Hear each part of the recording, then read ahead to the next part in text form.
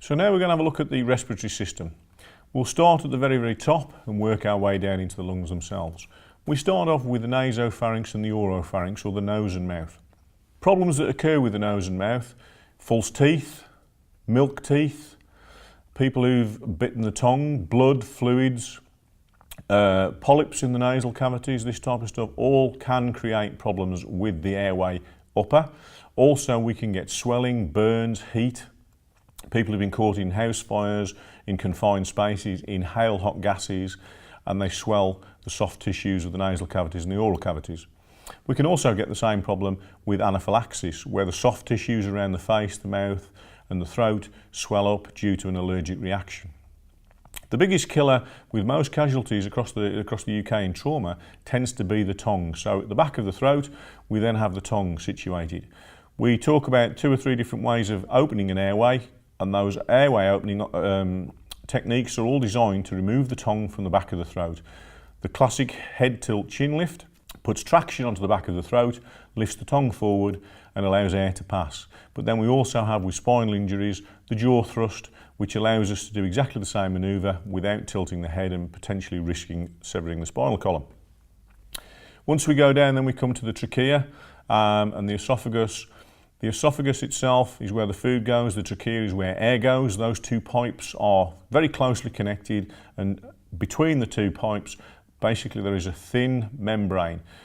Each part of the airway itself has a little cartilage in there, a C-shaped cartilage in the trachea, to keep the trachea open, because the only way you breathe is by creating a vacuum. The chest has to expand, the diaphragm falls, creating an enlargement to the cavity of the chest.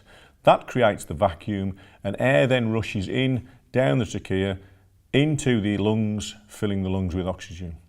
Then passively we relax, the muscles relax, the rib cage goes back, the diaphragm lifts again back into its normal position, and air is expelled from the chest. So the cartilages are there to keep the airway open, because when you create a vacuum, the pipe would go flat without the cartilages. And the thin membrane between the trachea and the esophagus are there to allow food to pass down the esophagus when you eat something that's slightly too large, which is why you feel it go past every single cartilage in the trachea. As you swallow, you feel it pass past every one of those cartilages, which is why it's uncomfortable until it drops into your stomach.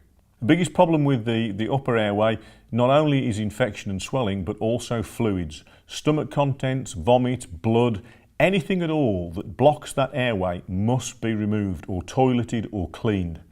Because unless that airway has a clear flow, a clear passage, a clear pipe, air will not get into the lungs. If we aren't careful with our airway management, stomach contents, especially when the patient lies on their back and either regurgitates or vomits, fluid comes from the stomach. That fluid is high concentration of acid. That acid then gets re-inhaled into the lungs, and we create a condition called aspirational pneumonia. Aspirational pneumonia will kill your patient 2 or 3 days down the line when the lung tissue gets dissolved by the acid. Infection takes place, and we end up with pneumonia, aspirational pneumonia, which on most occasions tends to be fatal. So we need to keep the lungs clear. We need to keep the airway clear so oxygen passage isn't reduced or restricted or held back in any way, shape or form. We only want clean air into that environment. And we've also got to remember that the air we breathe needs to be full of oxygen. So if we're working or thinking about working in an environment which is low in oxygen content, we need to either supplement that with oxygen masks, with bag and masks, with airway manoeuvres, with OP or oral airways, nasal airways, and oxygen itself.